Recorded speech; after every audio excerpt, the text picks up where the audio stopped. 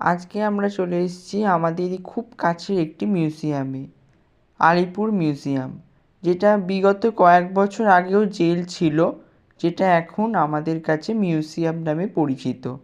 তো আমাদের কলেজ ঠাকুরপুকুর বিবেকানন্দ কলেজের হিস্ট্রি ডিপার্টমেন্ট থেকে আমরা এসেছিলাম। আমাদের একটা পেপার আছে এই মিউজিয়ামের ওপর, তার জন্যই আমাদের আজকে মিউজিয়াম ভিজিট করাতে নিয়ে আসা হয়েছে কলেজের তরফ থেকে। তো চলো ভিডিওটা পুরো আমি মিউজিয়ামটাকে দেখাবার চেষ্টা করব। শেষ পর্যন্ত দেখো এবং দেখে জানাও কেমন লাগলো। ভিডিওটা বড় হচ্ছে জানি, তবু দেখার অনুরোধ রইল। বিভিন্ন কক্ষে বিভিন্ন রকমভাবে বিভিন্ন দেশদ্রোহী বা স্বদেশী আন্দোলনের বিভিন্ন নেতাদের বন্দি করে রাখা হয়েছিল। সেখানে সুভাষচন্দ্র বসু থেকে শুরু করে কাজী নজরুল ইসলাম, দেশবন্ধু চিত্তরঞ্জন দাস, সবাইকেই এক এক করে আমি ঘুরে দেখাবো। পুরো ভিডিওটা তার জন্য দেখার অনুরোধ রইল। আমাদের এই সফরে আমি যে শুধু ব্লগ করেছি তা নয়, বিভিন্ন রকম ঐতিহাসিক ছোটো ছোটো তথ্য আমি এখান থেকে জানতে পেরেছি। যেহেতু এটা বিগত কয়েক বছর আগে, আমি আগেও বললাম যে জেল ছিল, এখানে কয়েদিরা বাস করতো, ঠিক সেইভাবে তারও আগে কীভাবে স্বাধীনতা সংগ্রামীদের এখানে ফাঁসি দেওয়া হতো বা তাদেরকে বন্দি জীবন তারা কেমন কাটাতো, সবটাই কিন্তু আজকে আমি আমার ব্লগে তুলে ধরবো।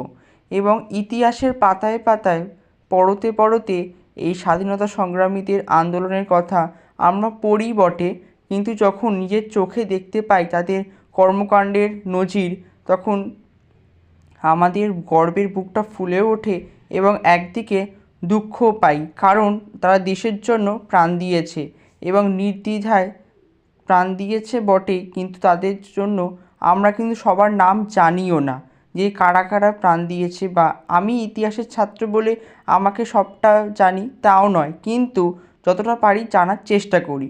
কিন্তু অনেকেই জানে না যে আমাদের দেশের জন্য কারা কী কী করেছে। যেমন এখন আমরা চলে এসেছি জওহরলাল নেহেরু, অর্থাৎ ভারতের প্রথম প্রধানমন্ত্রী, এবং তার মেয়ে তার সাথে কোথায় সাক্ষাৎ করতো, অর্থাৎ ইন্দিরা গান্ধী, সেটাও এইখানে বর্ণনা করা হয়েছে মডেলের মাধ্যমে। এখানে যা দেখছো সবটাই নতুন করে সাজানো হয়েছে মিউজিয়াম হিসেবে, তাই আমাদের কাছে আরও বিষয়টা পরিষ্কারভাবে বোঝা যাচ্ছে। একটা আর্ট গ্যালারি রয়েছে যেখানে প্রচুর ছবি, যেটা আমাদের ভারতীয় ছবি বা বিভিন্ন রকমের পৌরাণিক কাহিনীও সেখানে বর্ণনা করা হয়েছে। তো সেই ছবিগুলো দেখে সব ছবি যে আমরা বোধগম্য হবে এমনটা নয়, কিন্তু যদি কোনো গাইড থাকে তাহলে এই প্রত্যেকটা ছবির মানে আপনারা খুব ভালো করে বুঝতে পারবেন। ভিডিওতে বড় হয়ে যাবে, তাই অত বলা সম্ভব নয়। আপনারা যদি গিয়ে থাকেন তো সেটাও কমেন্ট করে জানাবেন, এবং আপনারা যদি না গিয়ে থাকেন তাহলে খুব শীঘ্রই, খুব বেশি দূরে নয়, আমাদের বাড়ির কাছেই বা কারোর বাড়ি হয়তো একটু দূরে হতে পারে, কিন্তু ঘুরে আসুন। আশা করি আপনাদের সবার খুব ভালো লাগবে। মিউজিয়ামটি একেবারে অন্যরকম, আর এখানকার প্রবেশ মূল্যও বেশি নয়, মাত্র 30 টাকা, এবং সকাল 11:30 থেকে বিকাল পর্যন্ত খোলা থাকে, এবং সন্ধ্যে 6টার সময় একটা লাইট অ্যান্ড সাউন্ডের মিউজিক হয়, যেখানের মাধ্যমে স্বাধীনতা সংগ্রামীদের বিভিন্ন কর্মকাণ্ড সেই লাইট অ্যান্ড সাউন্ড মিউজিকের মাধ্যমে ফুটিয়ে তোলা হয়। আমি এখন চলে এসেছি বিভিন্ন রকম বৈপ্লবিক কাণ্ড কারখানায়। অস্ত্রশস্ত্রগুলো দেখে মনে হচ্ছিল যেন সেই সময়কার আমি ফেরত চলে গেছি। আজ থেকে কয়েক বছর আগে এই অস্ত্র দিয়ে কত রকম স্বাধীনতা আন্দোলন করেছে আমাদের দেশে স্বাধীনতা সংগ্রামীরা। এখানে একটা উঁচু জায়গায় আমাদের আন্দামান নিকোবর দ্বীপপুঞ্জ, অর্থাৎ যাতে দ্বীপান্তর করা হতো যে বন্দীদের, তাদের জীবনী বা তাদের কীভাবে তারা করতো সেটা একটু সংক্ষেপে ফুটিয়ে তোলা হয়েছে। তো আজকের ভিডিওটা অনেক বড় হতে চলেছে, আমি আগেও বলেছি, তবুও তোমরা পুরোটা দেখো। এবং এখানে সাধারণ কয়েদিরা কিভাবে থাকতো সেটা বর্ণনা করেছে, সাধারণ কয়েদিদের জীবনযাপনও এখানে বর্ণনা করা হয়েছে। লম্বা সেলের মাধ্যমে তারা কিভাবে জীবনযাপন করতো সেখানে এটা বর্ণনা করেছে। তারা কিভাবে জামা কাপড় কাচ্ছে, চান করছে, খাওয়া থেকে শোয়া, সবটাই এখানে আমরা মডেলের মাধ্যমে জেল কর্তৃপক্ষ তুলে ধরেছে, এবং তাদের উপস্থাপনা সত্যিই খুব সুন্দর।